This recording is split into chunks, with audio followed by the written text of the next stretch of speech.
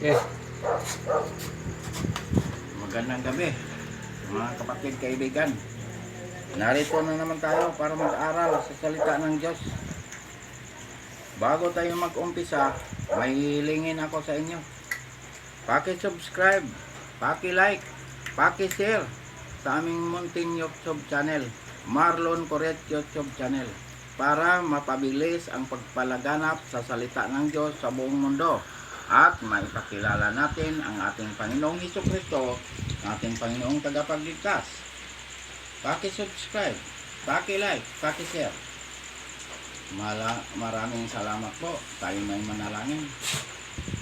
Ama naming Diyos na makapangyarihan sa lahat, narito po kami, Ama. Kami po'y mag-aaral sa iyong salita. Basbasan mo po kayo nun ang lahat ng taga-subaybay at lahat ng taga-pakinig nitong mensahe nito, na sila'y makakilala sa iyo at ikaw ay tanggapin bilang Panginoon at tagapagligtas. Ito ang aming hiling at samot dalangin sa pangalan ng aming Panginoong Hesukristo, naming Panginoong tagapagligtas. Amen. Dito tayo mag-aral, mga kapatid, kaibigan, sa mga gawa, Kapitulo 5, versikulo 1 hanggang 10. Ito ang sinasabi dito sa versikulo 1. Ngunit may isang lalaki na ang pangalan ay Ananias, ang nagbili ng isang ari-arian na may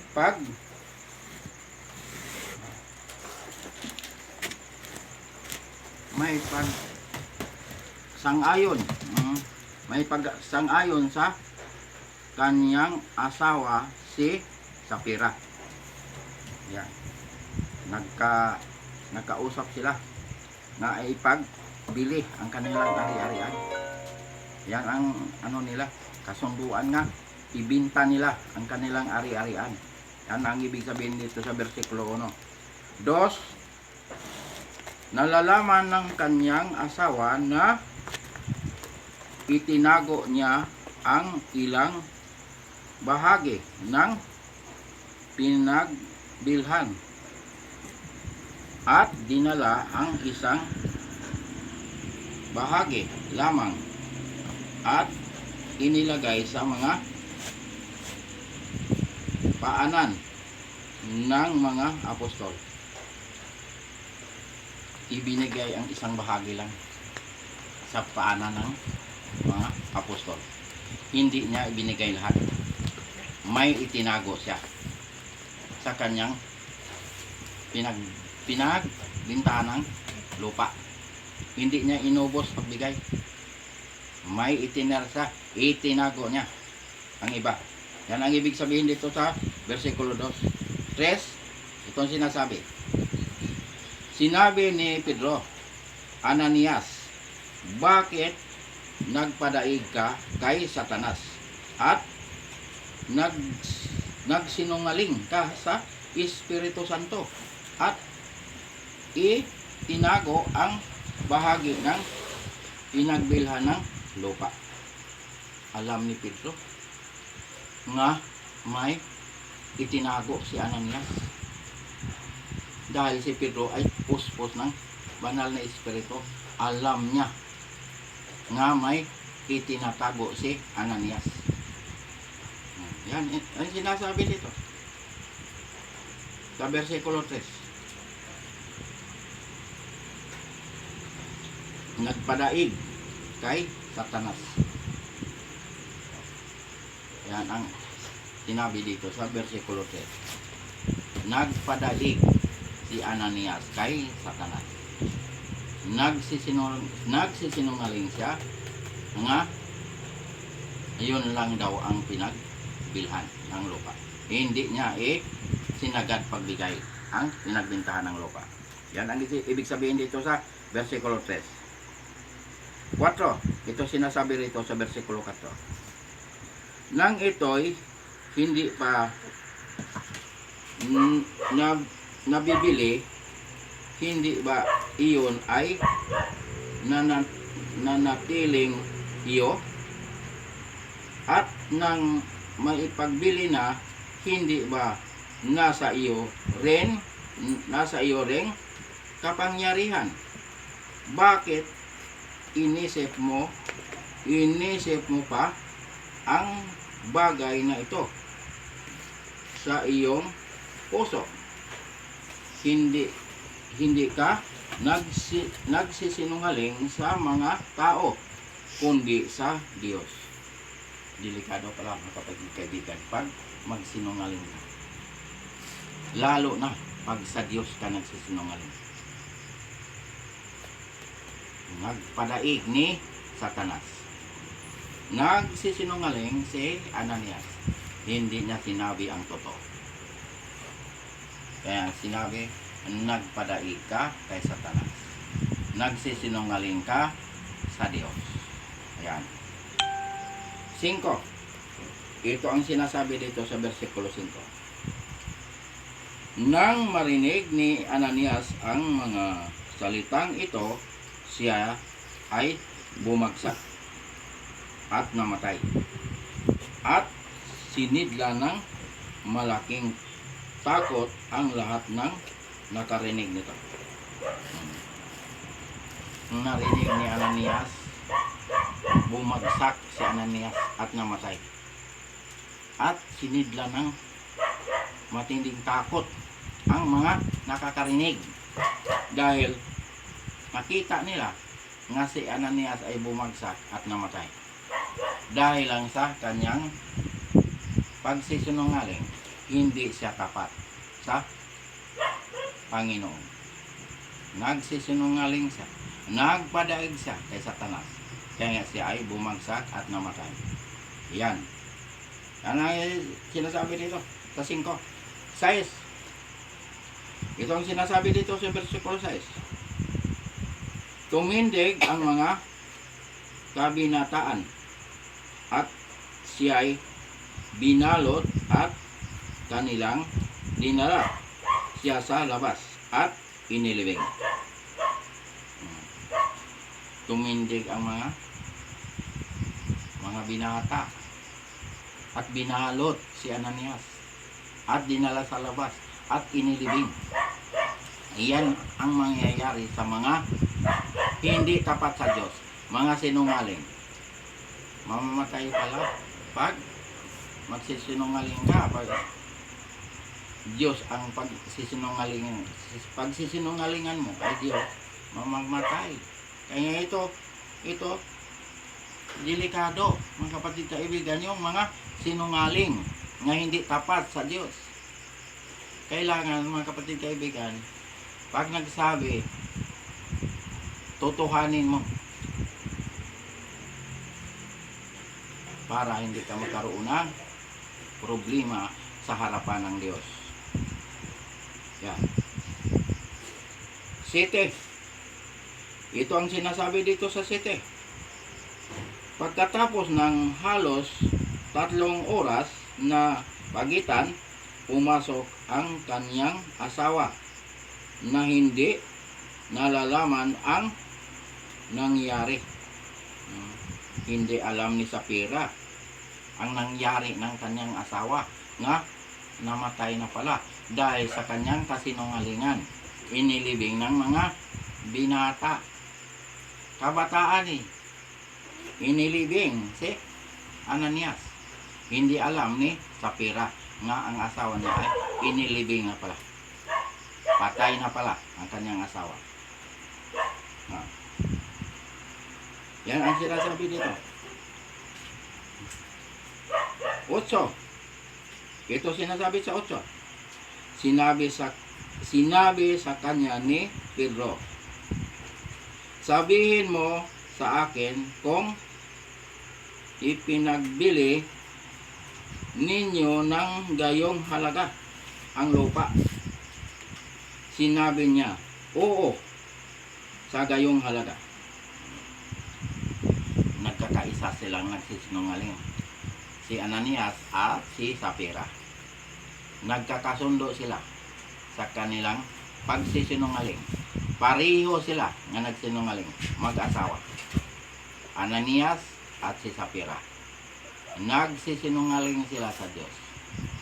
9. So sinasabi dito sa 9, sinabi sa kanya ni Pedro, bakit kayo'y nagkasundo upang subukin ang Espiritu ng Panginoon? Tingnan mo, nasa pintuan ang mga paa ng mga naglibing sa iyong asawa at kanilang dadalhin ka sa labas. Ito ang sinasabi sa 9, na nasa pintuan ang mga naglilibing sa kanyang asawa nga si Ananias. Si Sapphira din ay ililibing din katulad ng kanyang asawa dahil sila ay mga sinungaling. Hindi sila tapat sa Panginoon. Pinagsisinungalingan nila ang Diyos. Hindi nila ibinigay lahat ang pinagbilhan ng kanilang lupa. Nga, nangako sila nga ibibigay lahat. Pero nagtira pa sila. May itinago pa sila sa pinagbilhan ng lupa. Kaya nga sila ay namatay. Pareho. Ananias, Sapphira, namatay sila. Last verse, yes. Ito sinasabi dito sa Jess. Agad siyang bumagsak sa kanyang paanan at namatay. Pumasok ang mga kabinataan at natagpuan nilang patay siya. Siya'y kanilang inilabas at inilibing sa tabi ng kanyang asawa. Inilibing din si Sapphira tabi sa kanyang asawa dahil sa kanilang mga kasinungalingan. Mga kapatid, kaibigan, itong ating pinag-aaralan, tinuruan tayo ng Diyos sa ating katapatan. Kailangan tapat tayo sa Diyos. Huwag tayo magsinungaling dahil delikado pala pag magsisinungaling, lalo na pag Diyos ang pinagsisinungalingan, dahil ang Diyos ay Espiritu. Kaya mga kapatid, kaibigan, mahal tayo ng Diyos, tinuturuan tayo ng Diyos na tayo ay umiwas sa pagsisinungaling, dahil si Satanas ay numero 1 sinungaling. Nagpadaig sila kay Satanas, kaya nga sila ay namatay. Yan mga kapatid, kaibigan, kailangan pag tayo ay mangako, lalo na pag Diyos ang ating pinangakuan, tuparin natin ang ating pangako para hindi tayo magka-problema sa harapan ng Diyos. Mga kapatid, kaibigan, mahal tayo ng Diyos. Ayaw ng Diyos na tayo mapahamak. Gusto ng Diyos na tayo ay maligtas. Ngayong oras nito, ngayong gabing ito, kung sino man ang hindi nakakatiyak sa kaligtasan, tiyakin natin ang ating kaligtasan. Ngayong oras na ito, naghintay ang Diyos kung sino ang lumapit sa Kanya, kung sino ang tumanggap sa Kanya. Dahil mahal tayo ng Diyos. Ayaw ng Diyos na tayo mapahamak. Gusto ng Diyos na tayo maligtas. Sa anong paraan na tayo ay magkaroon ng kaligtasan at buhay na walang hanggan? Manalig tayo kay Kristo. Tanggapin natin si Kristo bilang Panginoon at tagapagligtas. Diyan tayo nagkakaroon ng buhay na walang hanggan. Diyan tayo nagkakaroon ng kaligtasan. Pangalan natin ay isusulat sa aklat ng buhay. Basta ikaw ay nananalig at tumanggap kay Kristo, pangalan mo ay nakasulat sa aklat ng buhay. Ayan ang katiyakan, mga kapatid, kaibigan. Ayan ang kaligtasan. Basta manalig ka kay Kristo, basta tumanggap kay Kristo, ngayong oras na to, ikaw ay nagkaroon ng buhay na walang hanggan. Pagkatapos mo tinanggap si Kristo bilang Panginoon at tagapagligtas, anong gagawin mo? Magpabautismo, dahil ang bautismo ay mahalaga. Paglubog mo sa tubig, namatay ka kasama ni Kristo. Pag ahon mo nabuhay ka kasama ni Kristo. O yan ang kahalagahan ng bautismo. Ikaw ay nagiging born again. Ipinanganak ka sa Espiritu. Ikaw ay nagiging bagong nilalang na. Wala na ang dating pagkatao. Pangalawang Korinto, Kapitulo 5, versikulo 17. Bagong nilalang ka na. Wala na ang dating pagkatao. Ikaw ay nakatawid na sa kamatayan tungo sa buhay na walang hanggan. Juan 5:24. Wala ka ng hatol. Buhay ka pa. Nakatawid ka na sa kamatayan tungo sa buhay na walang hanggan. Bakit nakatawid na sa kamatayan? Namatay na tayo kasama ni Kristo. Nabuhay tayo kasama ni Kristo. Kaya, bagong nilalang na, nakatawid na sa kamatayan, ipinanganak na muli sa Espiritu. Ayan ang katiyakan sa kaligtasan, mga kapatid kaibigan. Kailan ang kaligtasan? Ngayong buhay pa tayo. Pangalawang Korinto, Kapitulo 6, versikulo 2. Ngayon ang araw ng kaligtasan. Ngayong oras na ito. Kaya ang kaligtasan, hindi kapag patay ka na. Ngayong buhay pa tayo ang kaligtasan. Akala ng iba, pag ang tao namatay, ngayon hindi siya nananalig kay Kristo, hindi siya tumanggap kay Kristo, pag namatay siya, dasalan siya sa naiiwan, akala niya maliligtas. Ecclesiastes 9:5, ang buhay, alam niyang siya ay mamamatay, pero ang patay wala nang nalalaman at wala nang pag-asa. Ayan ang sinasabi ng Diyos. Kaya sinabi ng Diyos, ngayon, ang araw ng kaligtasan, buhay pa tayo. Oh. Tinuturuan tayo ng Diyos para tayo ay makakatiyak sa ating kaligtasan. Sino tagapagligtas? Si Jesucristo. Walang ibang tagapagligtas kundi si Jesucristo lamang. Gawa 4:12. Siya rin ang maghatol. Juan 5:22. Si Kristo tagapagligtas, si Kristo rin ang tagapaghatol. Kaya ang sinabi, wala nang hatol ang nakay Kristo. Dahil pangalan ay nakasulat sa aklat ng buhay. Tiyak ang kaligtasan. Anong gagawin pag matapos ka na bautismuhan? Sundin natin ang kanyang mga utos. Huwag natin lapastanganin ang utos ng Diyos. Huwag natin itakwil. Huwag natin burahin ang utos ng Diyos. Kaya ang sabi ng ating Panginoon Hesukristo sa 1:14, versikulo 15, kung iniibig ninyo ako, tutuparin ninyo ang aking mga utos. Yan ang sinabi ng ating Panginoon. Hindi na sinabi, binura ko na ang aking mga utos. Hindi niya sinabi. Sinabi niya, kung iniibig natin siya, tutuparin natin ang kanyang mga utos.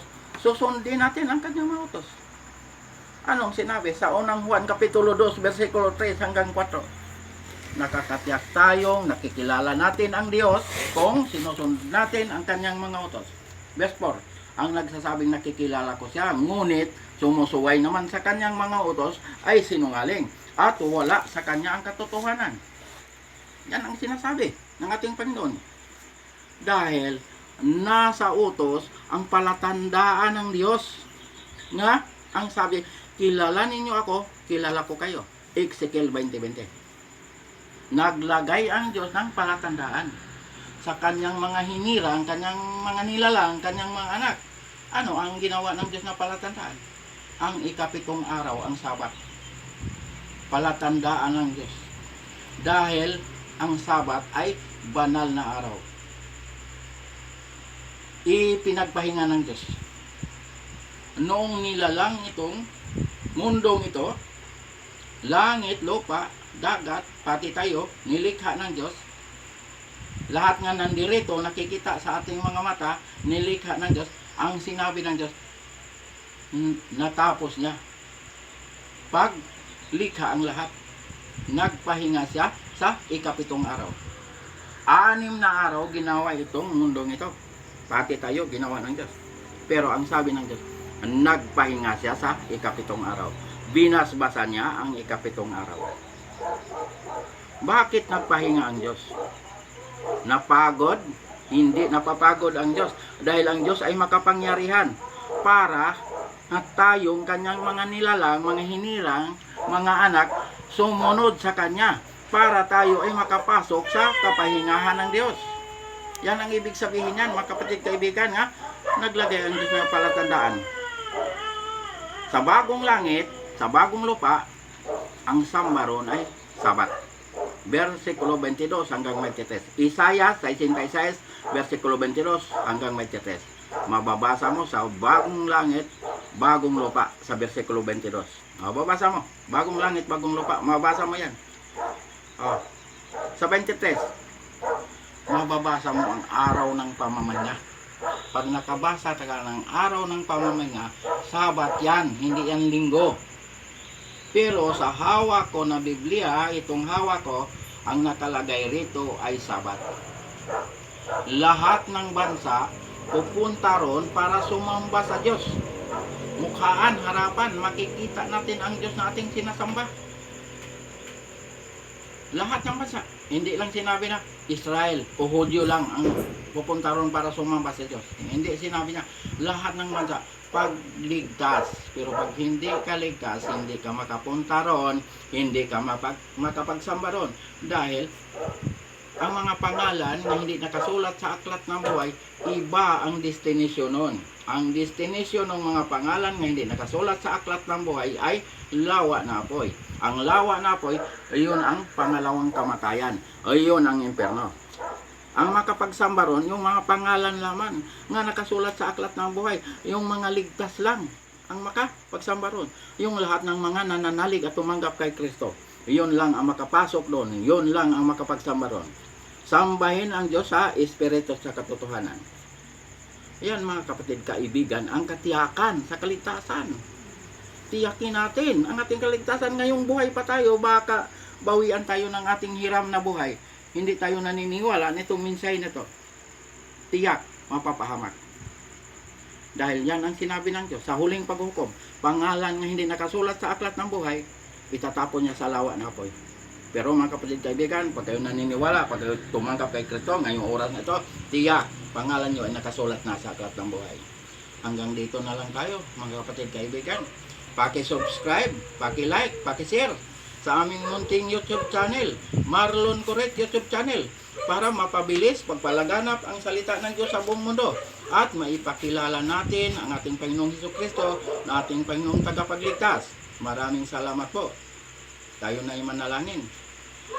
Ama naming Diyos nga makapangyarihan sa lahat, salamat po Panginoon sa mga salita mo naming napag-aralan ngayong gabing ito. Basbasan mo po Panginoon ang lahat ng mga taga-subaybay at lahat ng tagapakinig nitong minsay na ito, nga sila'y makakilala sa iyo at ikaw ay tanggapin bilang Panginoon at tagapagligtas.